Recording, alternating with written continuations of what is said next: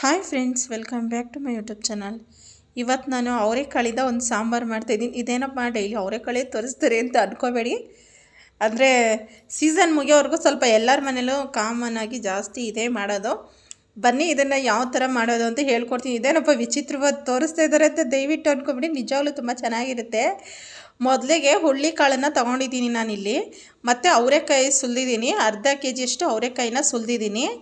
ಸುಲಿದ್ಬಿಟ್ಟು ಮಸಾಲೆಗೆ ಅಂತ ಹೇಳ್ಬಿಟ್ಟು ಕೊತ್ತಂಬರಿ ಸೊಪ್ಪು, ಈರುಳ್ಳಿ ಮತ್ತು ಬೆಳ್ಳುಳ್ಳಿ ಅಷ್ಟನ್ನು ತೊಳೆದಿಟ್ಟಿದ್ದೀನಿ. ಮತ್ತು ಕಾಯಿ, ಟೊಮೊಟೊ ಅದು ಮಾಮೂಲಿ ಬೇಕೇ ಬೇಕಲ್ಲ ಸಾಂಬಾರಿಗೆ. ಒಂದು ಕಡೆ ಸ್ವಲ್ಪ ಹುಣಸೆಹಣ್ಣನ್ನು ನೆನೆ ಹಾಕಿದ್ದೀನಿ. ಮೊದಲಿಗೆ ನಾನಿಲ್ಲಿ ಸ್ವಲ್ಪ ಹುರುಳಿಕಾಳನ್ನು ಹುರ್ಕೋತೀನಿ.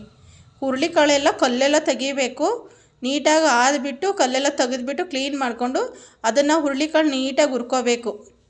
ಹುರುಳಿಕಾಳು ಹುರ್ಕೊಂಡ ನಂತರ ಇದನ್ನು ಒಂದು ಮಿಕ್ಸಿ ಜಾರ್ ತಗೊಂಡು ಮಿಕ್ಸಿ ಜಾರಲ್ಲಿ ಹಾಕಿಬಿಟ್ಟು ಇದನ್ನು ಪುಡಿ ಮಾಡಬೇಕು.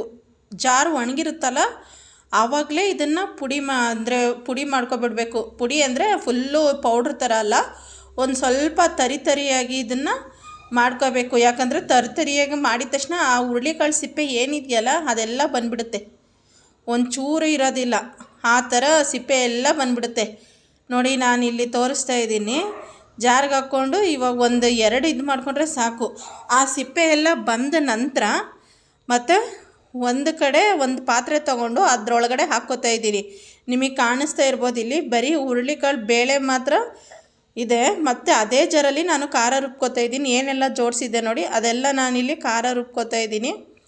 ಮತ್ತು ಈ ಹುರುಳಿಕಾಳನ್ನು ಸಹ ಇವಾಗ ತೊಳೆದಿದ್ದೀನಿ ನಾನು. ತೊಳೆದಾಗ ಆ ಸಿಪ್ಪೆ ಎಲ್ಲ ಮೇಲೆ ಬಂದಿರುತ್ತೆ, ಆವಾಗ ಅದನ್ನು ಸಹ ಜಾರ್ಗೆ ಹಾಕ್ಕೋಬೇಕು. ಬೇಕು ಅಂದರೆ ಸ್ವಲ್ಪ ಹೊತ್ತು ಹುರುಳಿಕಾಳನ್ನ ಬೇಳೆ ನೆನೆಸ್ಬೋದು, ಆದರೆ ನಾನಿಲ್ಲ, ಇಲ್ಲಿ ಒಟ್ಟಿಗೆ ಹಾಕ್ಕೊಂಡು ಎಲ್ಲ ರುಬ್ಕೋತಾ ಇದ್ದೀನಿ. ಸ್ವಲ್ಪ ಟೈಮ್ ಹಿಡಿದ್ರೂ ಪರವಾಗಿಲ್ಲ ಅಂತ ಹೇಳ್ಬಿಟ್ಟು ರುಬ್ಕೊಂಡೆ ನೀಟಾಗಿ.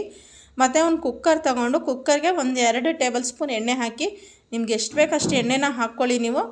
ನಾನು 2 ಟೇಬಲ್ ಅಲ್ಲ, ಅದು ಸ್ವಲ್ಪ ಕಮ್ಮಿನೇ ಇರುತ್ತೆ, ಆ ಥರ ಹೇಳೋದು. ಮತ್ತು ಸ್ವಲ್ಪ ಈರುಳ್ಳಿ, ಹಸಿರು ಮೆಣಸಿನ್ಕಾಯಿ, ಉದ್ದುದ್ದು ಹಸಿರು ಮೆಣಸಿನ್ಕಾಯಿನ ಮಧ್ಯದಲ್ಲಿ ಸೀಳಿರಬೇಕು, ಆ ಥರ ಸೀಳ್ಕೊಂಡು ಅದೆರಡು ಎಣ್ಣೆಗೆ ಹಾಕಿ ಸ್ವಲ್ಪ ಫ್ರೈ ಮಾಡಿಬಿಟ್ಟು ಹಿಂದೆನೇ ಅವರೆಕಾಯಿ ಹಾಕ್ತಾಯಿದ್ದೀನಿ ನಾನು. ಈ ಸಾಂಬಾರು ನಿಜವಾಗ್ಲೂ ತುಂಬ ಚೆನ್ನಾಗಿರುತ್ತೆ. ಇದು ಹೇಳಬೇಕಂದ್ರೆ ಹಳೆ ಕಾಲದ ಸಾಂಬಾರು ಇದೆಲ್ಲ.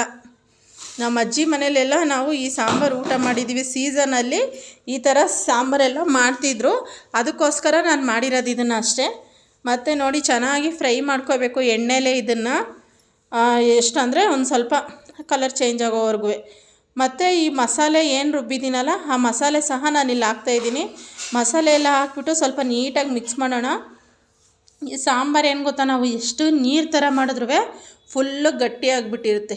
ಯಾಕಂದರೆ ನಾವು ಹುರುಳಿಕಾಳನ್ನು ರುಬ್ಬಿಟ್ಟು ಹಾಕಿರ್ತೀವಲ್ಲ, ಅದಕ್ಕೋಸ್ಕರ ಅದು ಎಷ್ಟೇ ಬೀಸಿದ್ರು ಗಟ್ಟಿಯಾಗಿಬಿಡುತ್ತೆ ಸಾಂಬಾರು. ಈಗ ನಾನು ಮಾಡಬೇಕಾದ್ರೆ ಇದು ಎಷ್ಟು ನೀರು ಹೋಯ್ತು ತೋರಿಸ್ತೀನಿ ನೋಡಿ, ಆದರೆ ಅದು ಬೆಂದಾಗ ಫುಲ್ಲು ಗಟ್ಟಿಯಾಗಿರುತ್ತೆ. ಮತ್ತು ಎಷ್ಟು ಬೇಕು ಅಷ್ಟು ನೀರು ಹಾಕ್ಕೊಳ್ಳಿ.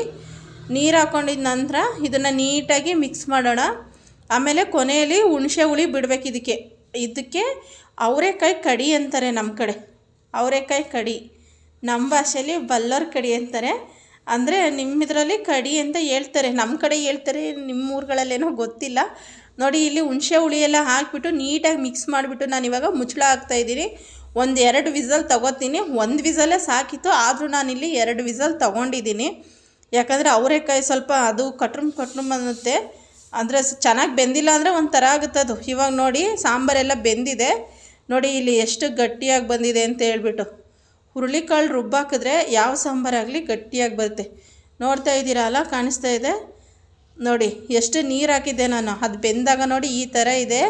ಆದರೆ ಈ ಸಾಂಬಾರು ಮುದ್ದೆ ರೈಸ್ಗೆಲ್ಲ ಚೆನ್ನಾಗಿರುತ್ತೆ. ಇಷ್ಟ ಆಗಿದೆ ಅಂತ ಅಂದ್ಕೊಂಡಿದ್ದೀನಿ.